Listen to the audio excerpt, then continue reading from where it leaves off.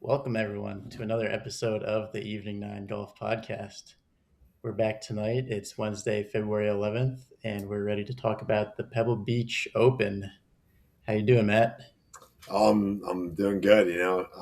Pretty fired up after that. After as we were on the podcast last time, Neil Shipley just drills an ace. So that's How been about getting me. that? But yeah, Love it.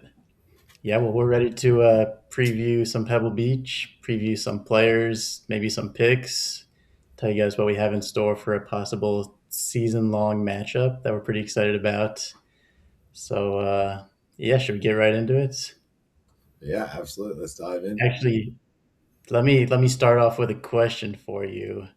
I don't know if Okay. you're gonna like this question. We All talked right. about Mr. Neil Shipley last week.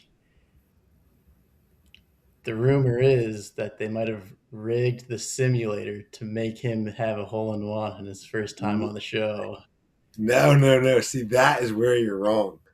I understand you're not a Western Pennsylvania guy yourself, but that's kind of whenever we get under the lights, we just usually perform a little better. So, um, yeah, no, that was 0% rigged. That was 100% just uh, you know Very interesting. pressure making diamonds. So, you and the rest of your kind, all the haters, you can keep buying those lies, but at the end of the day, he's going to be world number one in a couple of years. Just watch out. I'm no hater at all.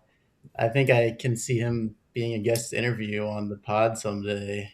Maybe But someday. I'm just bringing up what I heard. Where'd you hear that one from? Not to incriminate anybody.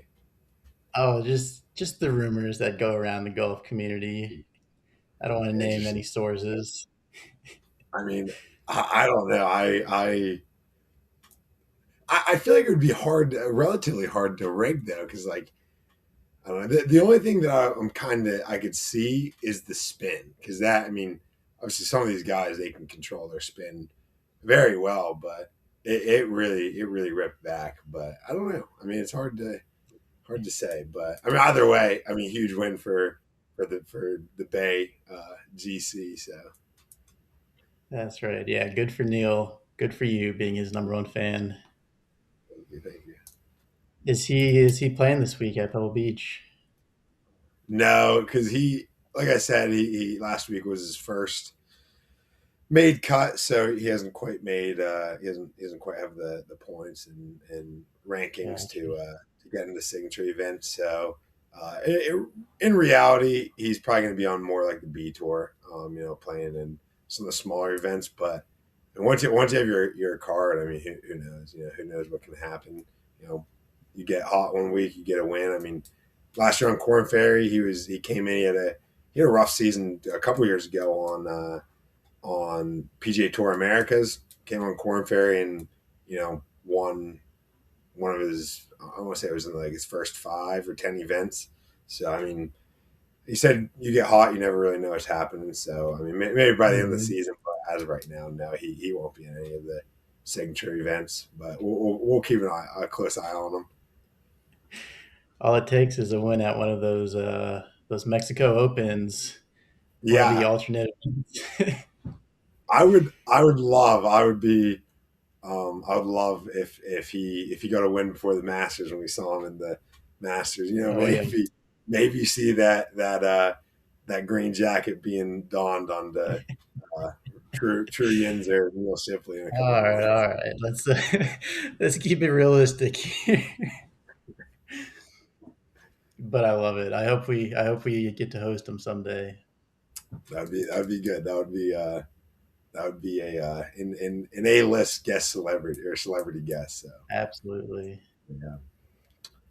But yeah, let's. What are your initial thoughts on Pebble Beach, the course, kind of the field, everything like that.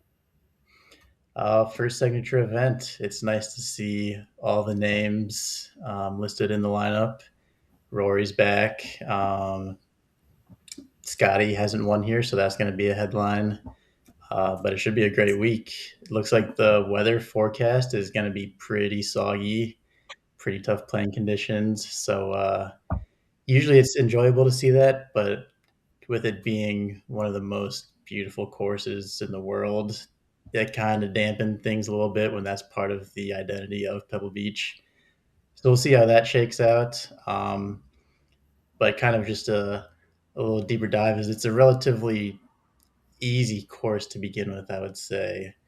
And with those soggy conditions, that's certainly going to make things easier for the players because it's a relatively short course for what those guys play, and so you have a lot of wedges in, and with soft conditions, that's only going to help those guys. So I would expect it to be a pretty low scoring week, um, but we'll see. What are your initial thoughts? Yeah, that's kind of the same gist. I mean, you don't really see many courses on tour under 7,000 yards, even under 72, 7,300 yards. So they're playing, I mean, Pebble 6,900 yards. So, like you said, really short for them. Obviously, no, for the standard player, that's still uh, quite the behemoth of a course. But for them, I mean, that's pretty short. So yeah, I mean, I do expect, especially with the soft conditions, maybe you get that Neil Shipley TGL type control on the green, but no, yeah, I definitely expect some pretty low scores. I was kind of going back and forth in my head, like what kind of players this setup, these conditions are gonna favor. So yeah, I mean, I think definitely somebody kind of, it's definitely a ball striker's paradise out there. But yeah, I I mean, think I I'm lost you, excited. Matt. I'm expecting some pretty low scores. So yeah, Uh-oh.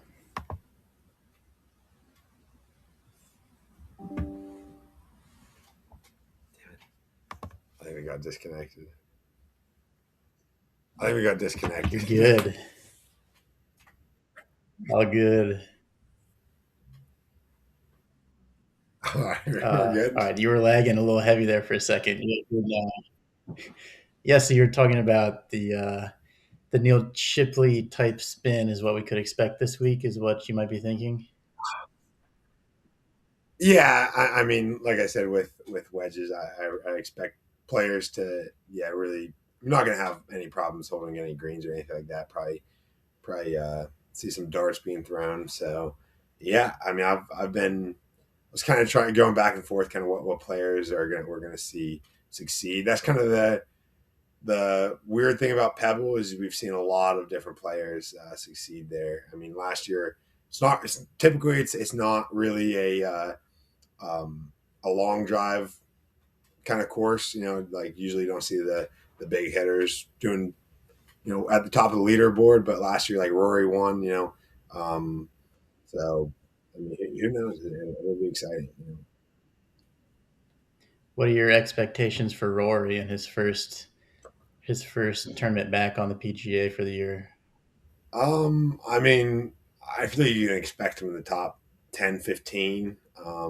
I honestly wouldn't be surprised though, and maybe I don't know, maybe I could be very wrong, but I wouldn't be surprised if he does start to take a slight step back this year, and that's obviously nothing for him. Like, there's no disrespect to him. He's obviously a phenomenal player. I think even a step back for him still, you know, a win or two this season. But I wouldn't be totally shocked if honestly he got his Grand Slam last year and he kind of starts to, I don't want to say takes it less seriously, but he kind of eases up a little bit and whatnot. I mean, we saw it a little bit after the Masters last year. I don't want to say he struggled, but he definitely um, didn't have the same success as like early in the season. So who knows? I mean, again, I expect him in the top 15, but as far as we know we could see him towards the bottom of the list. Who knows?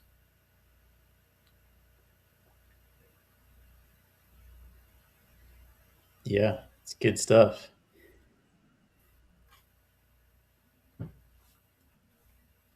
What about you? What are kind of your out of?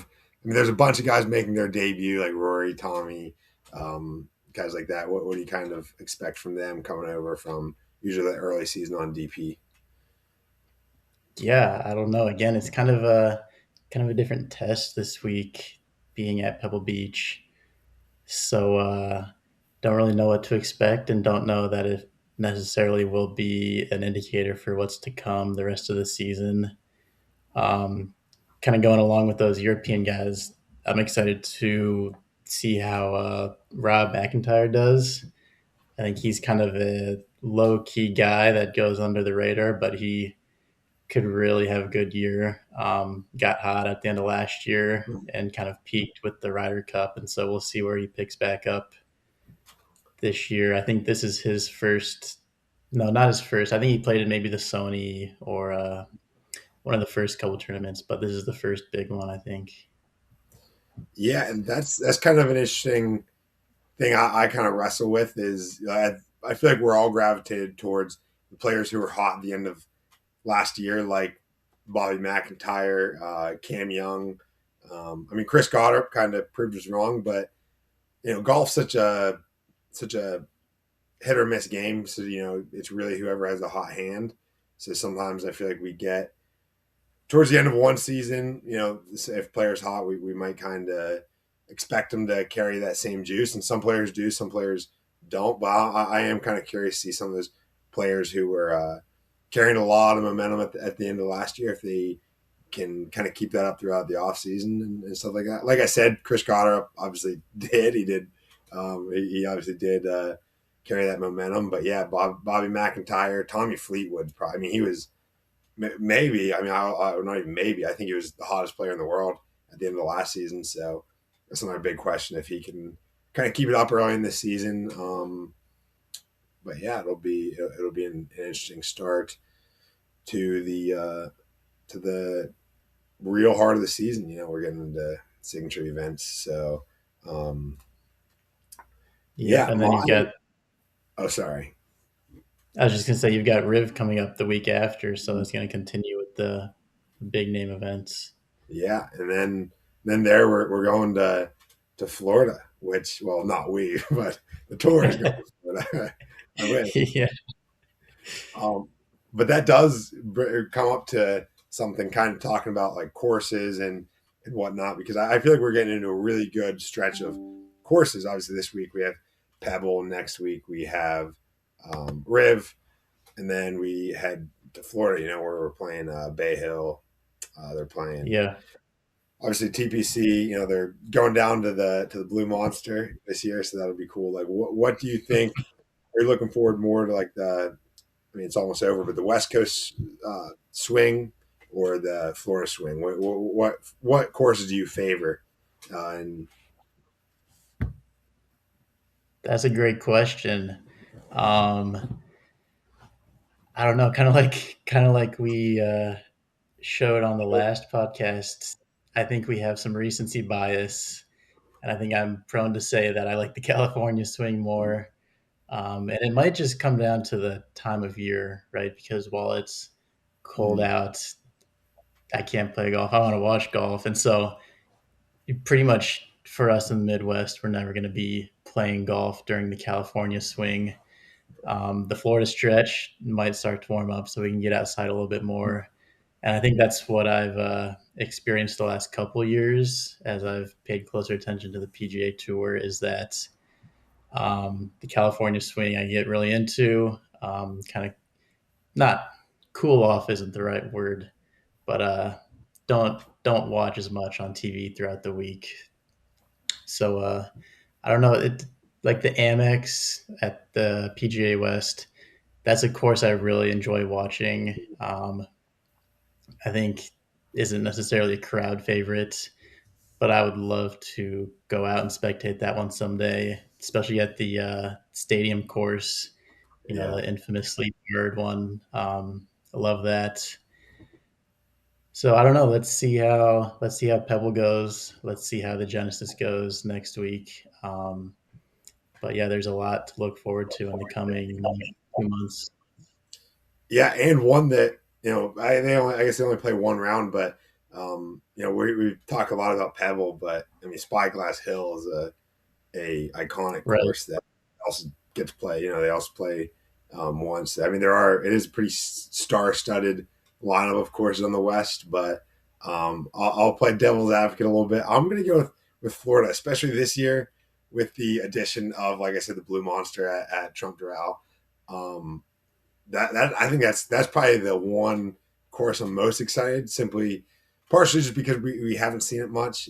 They played the what tournament was that way back in the day? But used to play. Was it just the Miami Open or Miami? I don't know, It but yeah, couldn't tell you. way back in the day.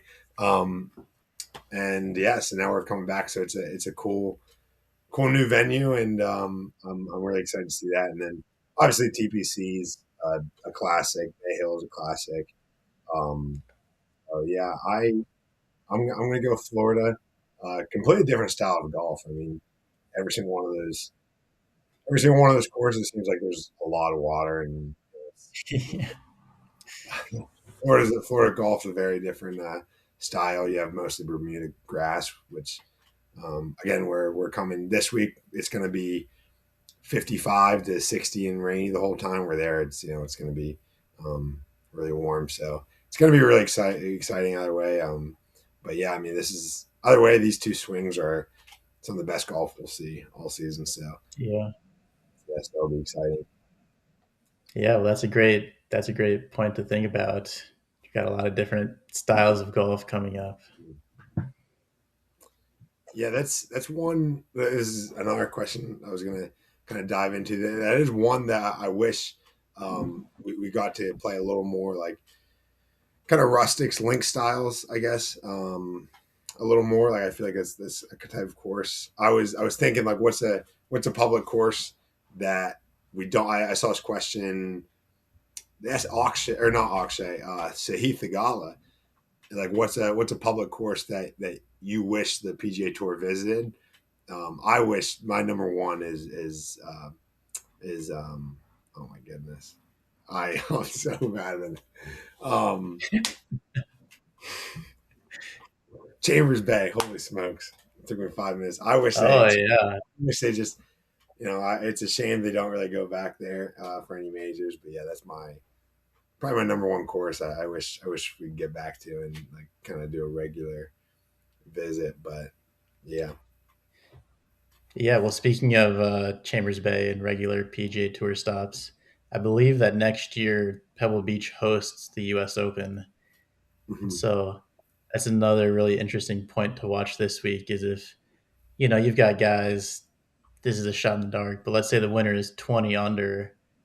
That's not going to hold up at a U.S. Open. Like that's not going to fly. And so, what can they do to try and make it more difficult for the major next year? But also, this might be controversial too. Is it worthy of a U.S. Open caliber course? Right? Don't get me wrong; it's the most beautiful to watch on TV. But is it what the USGA is necessarily looking for in a U.S. Open style course? I know they've hosted it several times, so it's not like it's a new point of contention. But it'll be interesting to see how that shakes out this week. Yeah, I'm gonna go so far and say I'm not a big fan of it as a U.S. Open venue. Like you said, it's they typically light it up. I'm also not a fan of when courses are regular stops. Every year they go to a course and they make it a major venue. I'd rather visit courses that they don't go to. That's why at Quail Hollow, whenever I had the PGA Championship, I did not like that that venue personally, but I mean, who am I? But yeah, I mean, I'm not. I think it'll be like you said, a little easy for the U.S. Open. I mean, you look at these courses like Oakmont, Shinnecock Hills this year, Winged Foot. All these courses. What do they all have in common? Is they're tough courses. They're Yeah. pretty high scores. I mean, look at LACC a couple of years ago. People were furious, myself included, because what Wyndham Clark was 20 over when he won. So, I mean, I hope they can do a lot, but yeah, it's one of the less inspiring U.S. Open sites that they go to. I'd rather see them go to. There's a lot of West Coast courses I think they could go to and still obviously want to get to the West Coast, so they're not on the East Coast. But I love the Olympic Club. I think that's a venue that they don't I know they used it last year for the USAM, but I'd love to see that as another US Open course. Um, they also used this. They also used Cypress Point last year. That'd also be a Mm, yeah, great venue. So I mean, I think there's a lot of really good venues on the West Coast that they could use, but Pebble just doesn't really do it for me, at least for a major. yeah. Well, that's really exciting to think about. Again, maybe we'll be there on the grounds providing coverage a year from now. We'll be off to, we did get 12 views on our first. That's far. That's far. So the over did hit. So I mean, at this That's rate, right. we're just gonna we're going Three above. of them might have been me, but we got 12 views already. That means, and one of them was me, so that means that 8 of them were not us. So yeah, well, again, pretty soon we'll be there. But That's right. yeah, um, it is fun to think about the. Obviously, the Pebble Beach, all the majors are pretty far away, but it's never too early to start thinking about them. Um, but yeah. So what? I'm just going down my list of kind of questions.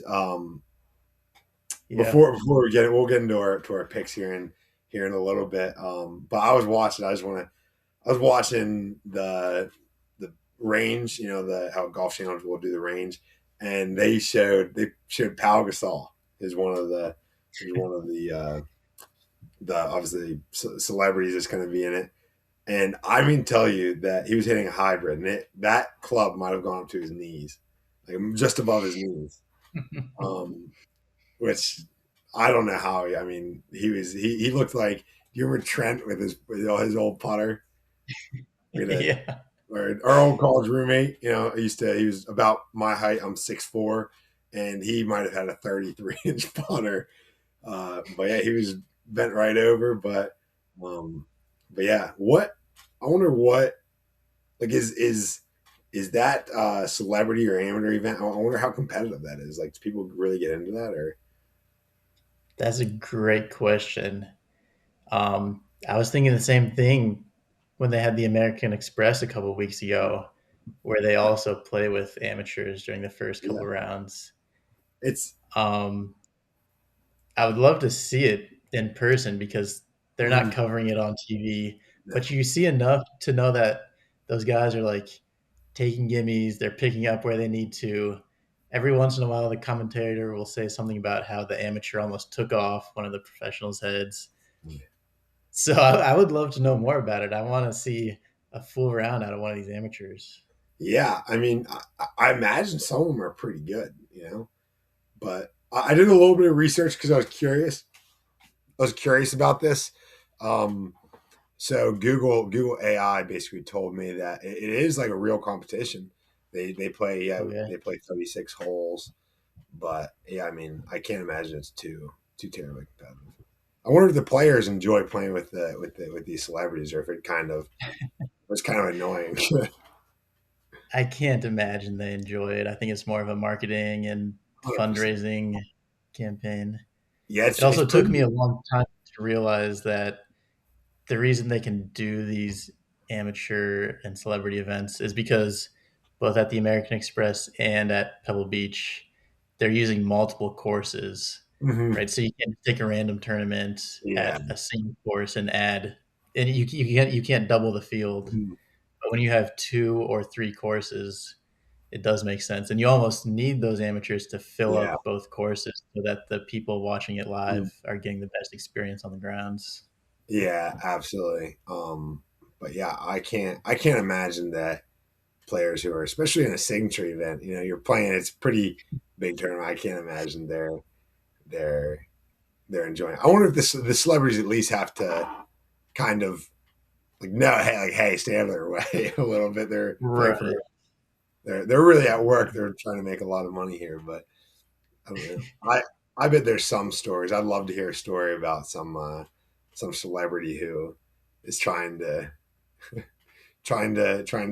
network with some of the players while they're playing. Yeah. But who knows?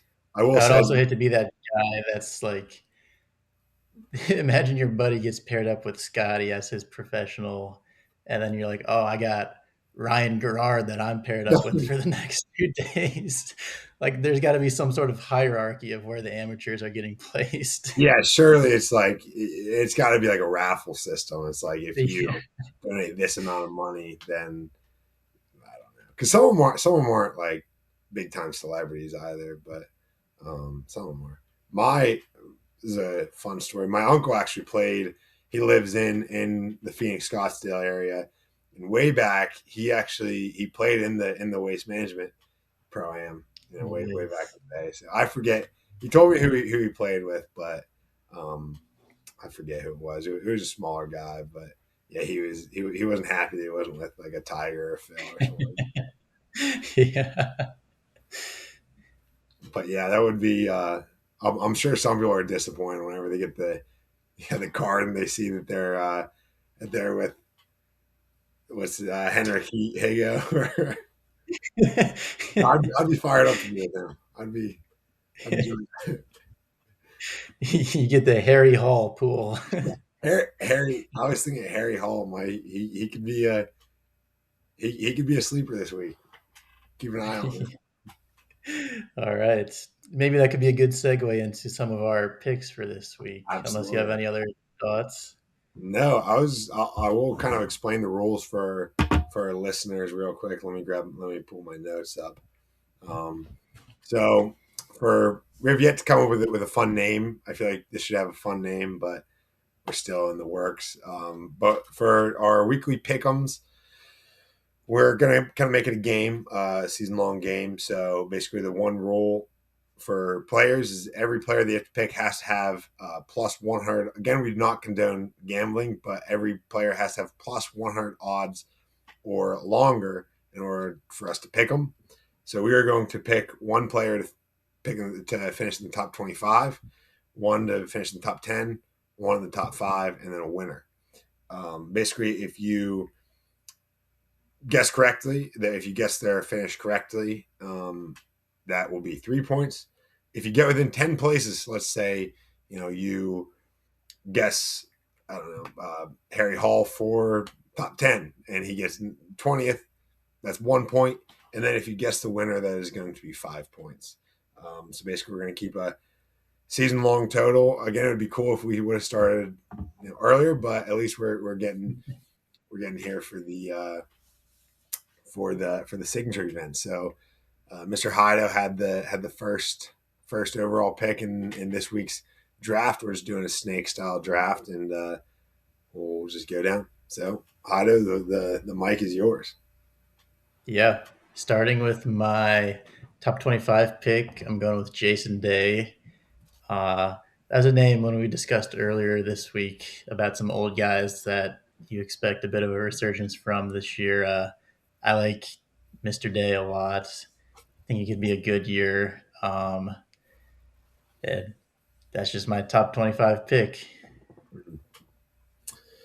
Yeah. So for my top 25 pick, a guy that we did mention, I did go a little more conservative with him, but I am going to go Bobby McIntyre. He's again a guy he was hot at the end of last season, had a great Ryder Cup. But yeah, I mean, I played a little more conservative just because I wasn't sure. It's been a while since he's played, so I just want to make sure that I'm not going to pick him to win just because who knows how hot he is nowadays. But I mean, I think he's a relatively young guy. So I mean, I think he's going to be another guy have a big year. I was also big with the weather conditions. This is where my head went. I feel like he's performed well in some areas. Like he's had a lot of good opens. So we'll see that. That was kind of my Right. process there. All right. Well, good rationale. Oh, I have the next pick. Never mind. Because I forgot it's a snake draft. So then I'm on to my top 10. I'm gonna go Russell Henley. Um, I really don't know why that Russell Henley stood out to me. I'm thinking because it is only 6,900 yards. It's not the longest course, and he's not the longest hitter in the world. But he's pretty he's pretty kind of it's pretty accurate. He's pretty precise. So yeah, another one who had a pretty good season last year, and uh, I'm thinking he kind of keeps that rolling. So yeah, Yeah, time for the shorter guys to get their wins in yeah. early. Enough of these. Who needs Scotty Scheffler or I mean, even Tiger was pretty big. But yeah, let's get some short kings in there. For my top 10 pick, I went with Tommy Fleetwood. A little bit more of a gamble since it is his first PGA Tour event of the year, but uh, kind of for other reasons you just mentioned, ended the year super hot last year. Another European guy, so he's a little bit more aware and probably plays more often in the dreary weather. So hopefully that works out well for him. Almost wanted to take him as my top five pick, but had to get him off the board before you did, which then segues into my top five pick being Rory McIlroy. Um, Honestly, I like him to win as well. I don't remember much about last year's Pebble Beach Open, but I know that he won, and I know that he's still in good form. So I did want to pick him to win, but I also didn't want to let you have the chance at picking him for a top five or for a win. So Rory's going to be my top five. All right, and then so I yeah, I have the next two. So for my top five, I'm going to go Victor Hovland. I feel like my kind of logic here. I mean, we had a really good week last week.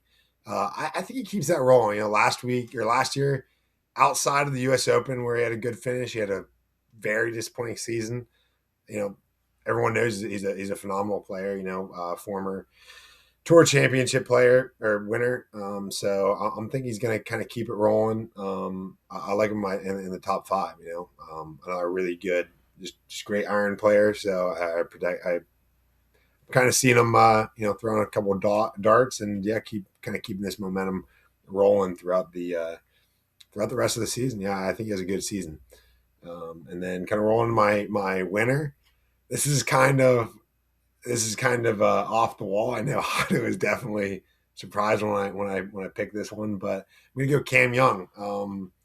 Kind of the same thing. I like how hot he was, especially like I said before with Bobby McIntyre, a relatively young guy. So I'm thinking that maybe like his streak last year wasn't really just a streak, but he's this new player. So yeah, I mean, I think I think he's kind of the opposite of Russell Henley. I think he's maybe the best driver of the golf ball in the world. So maybe with this short course, he's gonna have a lot of flip wedges in and maybe even drive a bunch of greens. And yeah, that was my kind of sleeper pick. But yeah, I'm going with him for my winner.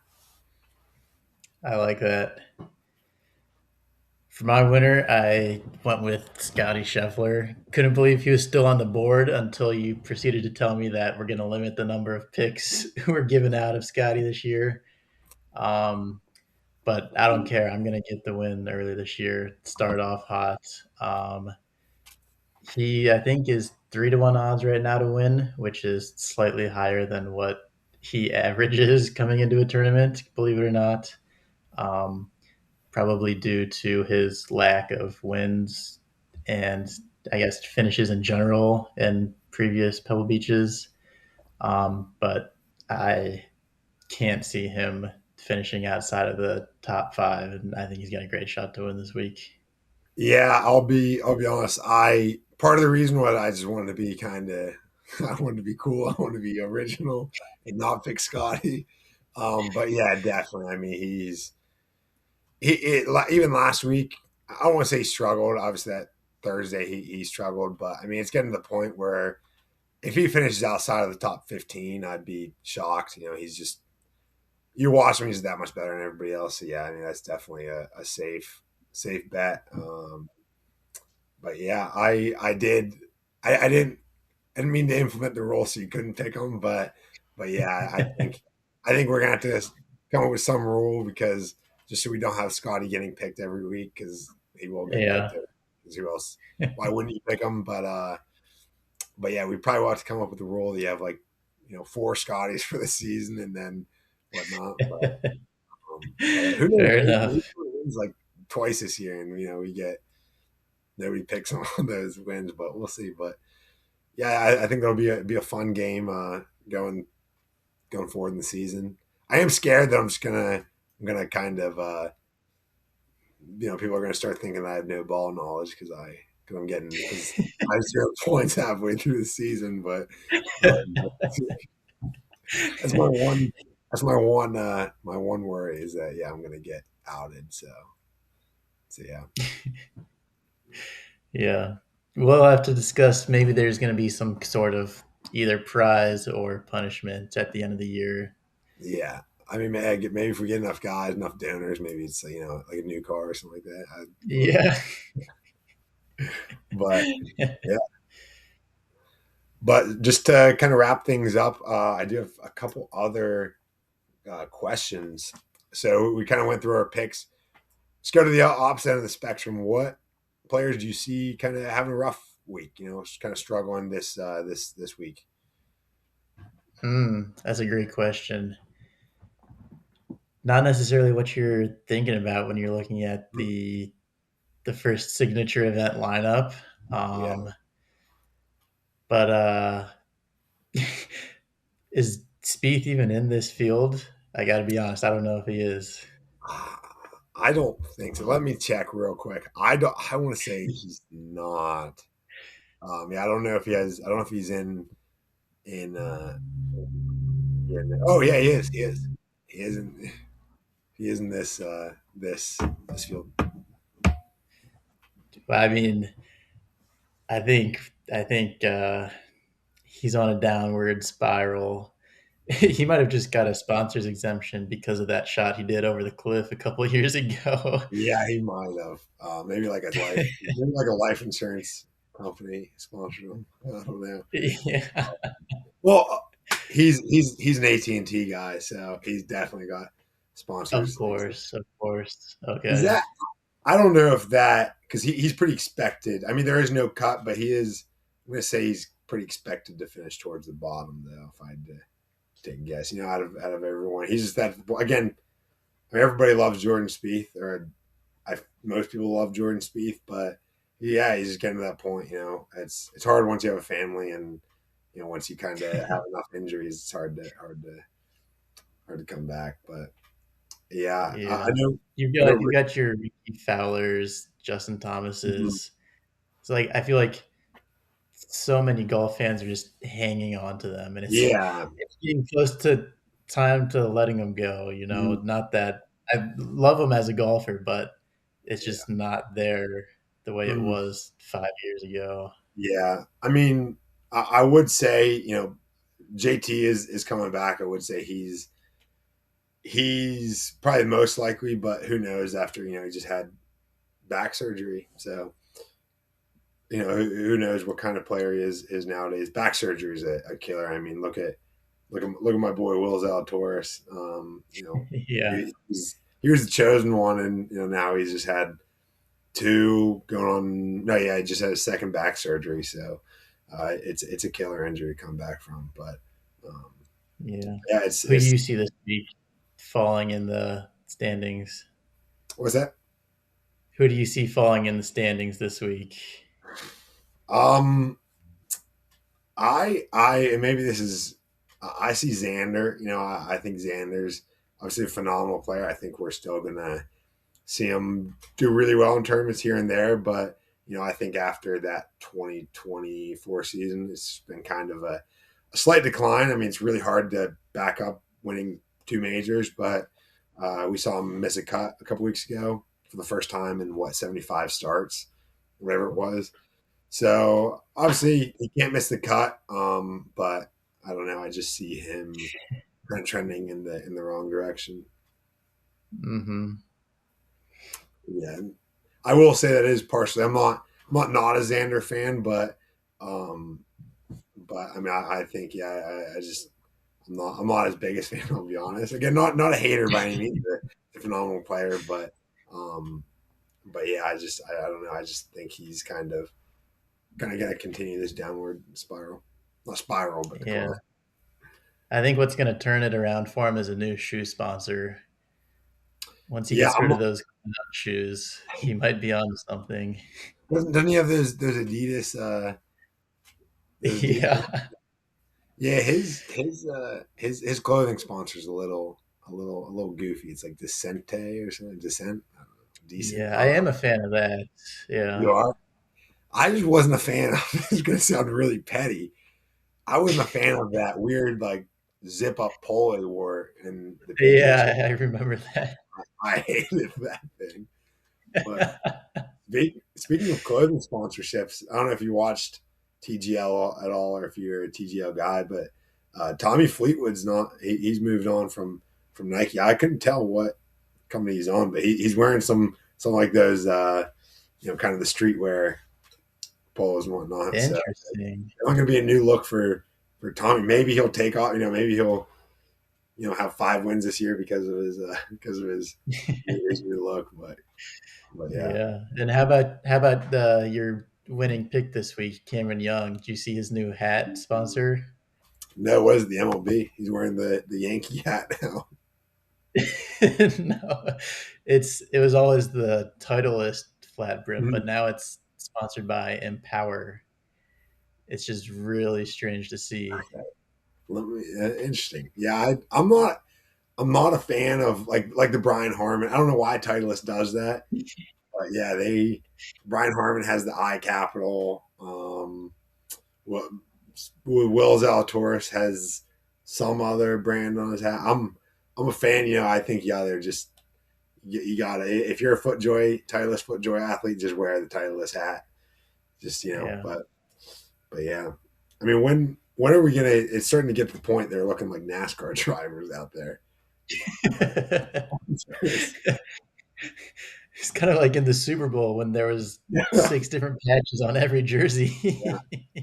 They should start wearing patches like for TGL they should wear like the patches though, like patch here, patch here, patch here. Some of them have patches back here. You got the Cam Young with the MLB logo here. I actually kind of like those. I like the collar logos. I don't know why, Yeah. but but yeah. But that's pretty much everything that I got for this week. And unless there's something else you is on your mind you want to discuss. No, that's good stuff. We're at the 43-minute mark, so we Wow. surpassed episode 1. Wow, time flies. Time So flies. yeah, this week let's say 20 views. 20 views is our that's our goal now. I So love it.